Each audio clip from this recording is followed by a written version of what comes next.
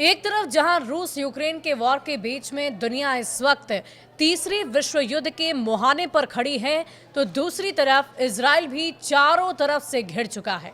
नमस्कार, आप देख रहे हैं न्यूज 18 बिहार झारखंड का डिजिटल प्लेटफॉर्म। मैं हूं शुभे मिश्रा आपके साथ।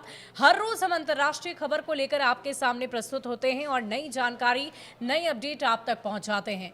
और इस वक्त जो खबर हम तक पहुंच रही है वो है इजराइल को लेकर। दरअसल इजराइल इस वक्त चारों तरफ से घिरा हुआ नजर आ रहा है। एक तरफ हूती, दूसरी तरफ हमास और तीसरी तरफ सीरिया ने भी अटैक कर दिया और इजराइल बीच में खड़ा है और ये सोच रहा है, प्लानिंग चल रही है, समझ रहा है कि आखिर कैसे बचा जाए, कैसे अटैक किया जाए। इसी पर आज हम चर्चा करेंगे। हमारे साथ वरिष्ठ सहयोगी नीलेश जी मौजूद हैं, उनसे ही पूरी जानकारी लेते हैं कि इस वक्त क्या स्थिति इजराइल की बनी हुई है और कैसे वो चारों तरफ से घिरा हुआ है। सर, सबसे पहले इस वक्त इजराइल की क्या स्थिति है, इस पर नजर डालेंगे। जी शुभी। इजराइल जो है अभी कई मोर्चों पर संघर्ष कर रहा है। जो ताज़ा खबरें हमारे पास आई है वहाँ पर गाजा पट्टी में जो है हमास की ओर से जो हमला हुआ है उसमें इजराइल के 3 सैनिक मारे गए हैं, उसमें इजराइल का एक कमांडर भी है। और ये सबसे बड़ा नुकसान माना जा रहा है जब से गाजा पट्टी में हमास और इजराइल के बीच जो जंग चल रही है पिछले 2 साल से, इसमें इजराइल को ये सबसे बड़ा नुकसान माना जा रहा है। हमास ने जो ताज़ा हमला किया है उसमें इजराइल के 3 सैनिक मारे गए हैं। इससे इजराइल जो है हिल गया है। एक तो गाजा पट्टी में इजराइल को बहुत बड़ा नुकसान हुआ है, उसी तरफ हूती विद्रोहियों ने भी इजराइल पर अटैक किया है। जो यमन है, यमन से 2000 किलोमीटर दूर से वहाँ पर जो बैलिस्टिक मिसाइल दागी गई वो सीधे जा कर के इजराइल के सेंट्रल एरिया में गिरी है। 2 दिन पहले भी हूती विद्रोहियों ने वहाँ पर बैलिस्टिक मिसाइल दागी थी। और ये इजराइल का सबसे व्यस्त हवाई अड्डा है, बेन गुरियन हवाई अड्डा, उसको निशाना बनाने की कोशिश की गई थी। निशाना बनाया जी, गया था। कुछ दिन पहले भी निशाना बनाने की कोशिश की गई थी। उस समय बेन गुरियन हवाई अड्डा जो है बहुत बिजी था, बहुत सारे यात्री थे वहाँ पर। और ठीक उसी वक्त यमन की ओर से दागी गई मिसाइल उस वक्त इसका असर भारत में भी देखा गया था। भारत से भी कई जो विमान वहां जा रहे थे उसको रद्द किया गया था। इस बार भी कुछ ऐसी स्थिति हो सकती है। जब उस समय जब हमला हुआ था तो एयर इंडिया की फ्लाइट वहां इजराइल जा रही थी, लेकिन जैसे ही ये हमला हुआ तो ये एयर इंडिया की फ्लाइट को बीच से ही वापस लौटना पड़ा था। उसी समय कई सारी विदेशी एयरलाइंस ने जो है इजराइल की यात्रा रद्द कर दी थी। इस बार फिर से इजराइल ने पर निशाना बनाने की कोशिश की है हूती विद्रोहियों ने, तो इससे हड़कंप मचा हुआ है। कई सारे एयरलाइंस कंपनियों ने जो है वहाँ की यात्रा रद्द कर दी है और हूती विद्रोहियों ने ऐलान किया है कि वह जो है इजराइल के यात्री विमानों को निशाना बनाएंगे। तो ये जो है इससे इजराइल में हड़कंप मचा हुआ है।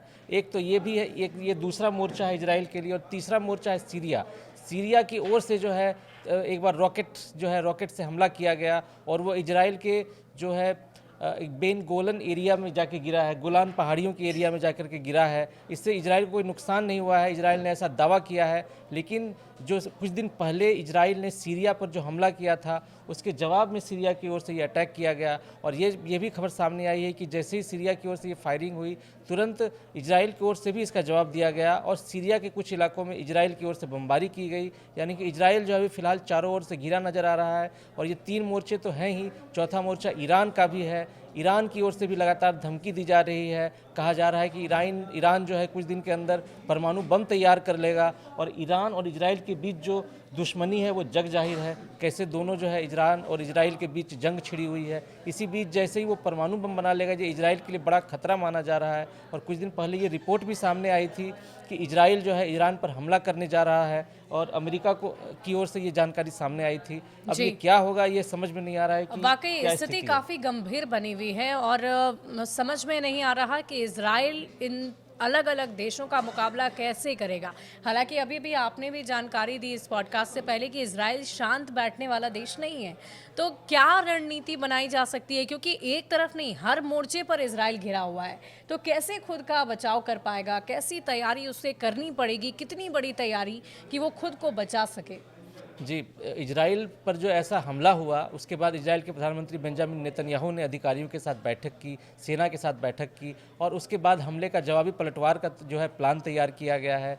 हमास से निपटने के लिए इजराइल ने नई रणनीति बनाई है। गाजा पट्टी में जो है सैनिकों की संख्या बढ़ा दी गई है और आने वाले दिनों में गाजा पट्टी में इजराइल और हमास के बीच युद्ध का नया मोर्चा खुल सकता है, ऐसी संभावना जताई जा रही है। इसी तरह सीरिया पर भी जवाबी अटैक कर दिया है इजराइल ने और ये जो है जंग एक बार फिर से तेज हो सकती है। हालांकि सीरिया की सरकार ने कहा है कि वो युद्ध के पक्ष में नहीं है और उनका इन हमलों में जो है कोई हाथ नहीं है जो इजराइल पर किया गया था, लेकिन इजराइल ने साफ साफ कर दिया है कि अगर इजराइल पर सीरिया के क्या अमेरिका कोई सपोर्ट कर सकता है इजराइल का? क्योंकि कई बार इजराइल ने मांग भी की है, बैठक भी चलती रही, ये कहा जा रहा था कि बैठकों में हम सुलझा लेंगे, इस लड़ाई को रोक देंगे, लेकिन अमेरिका का कोई एक्शन ही नहीं नजर आ रहा है। जी, कुछ दिन पहले हमने देखा कैसे अमेरिका ने एक तरफा जो है हूती विद्रोहियों के साथ समझौता कर लिया था कि यही हूती विद्रोही थे जो इजराइल और अमेरिका के विमानों को लाल सागर में निशाना बना रहे थे।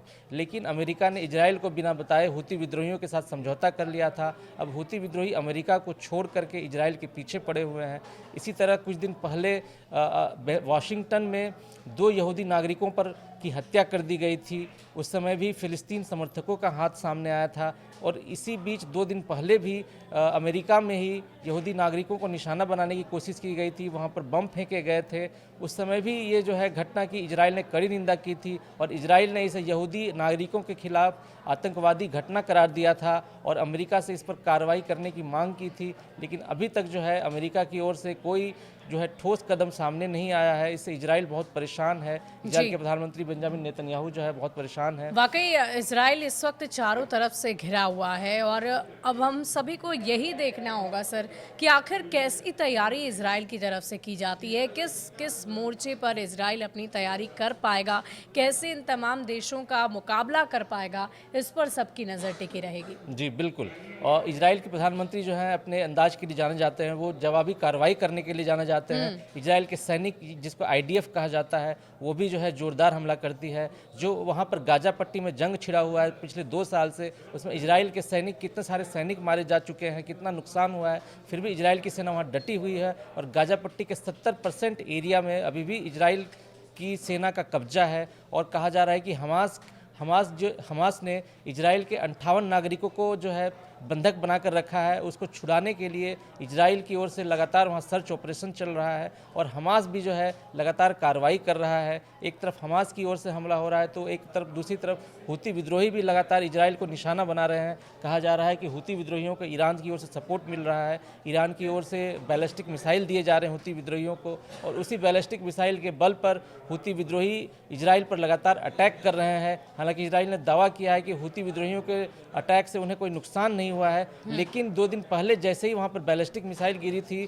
तेल अवीव में, यरूशलेम में हड़कंप मच गया था, सायरन गूंजने लगी थी और वहाँ के नागरिक डर के मारे बंकरों में जा छिपे थे। इससे इजराइल में दहशत फैली हुई है और हूती विद्रोहियों ने ऐलान किया है कि वो आगे भी जो है जोरदार हमले करेंगे और उसको बहुत जो है इजराइल पर ताबड़तोड़ हमले करेंगे और इजराइल के विमानों को निशाना बनाएंगे। चलिए देखने वाली बात होगी कि इजराइल कैसे इन तमाम मोर्चों पर खुद को तैयार करता है, कैसे अपने सुरक्षा बलों को और बड़ी तैयारी के साथ सीमा पर लगाता है और कैसे अपने नागरिकों को बचाता है। इस पर सबकी निगाहें टिकी रहेगी। लेकिन इन सब के बीच इजराइल की जो स्थिति है वो बहुत ही तनावपूर्ण है और बहुत ही विकट स्थिति इस वक्त इजराइल के सामने है।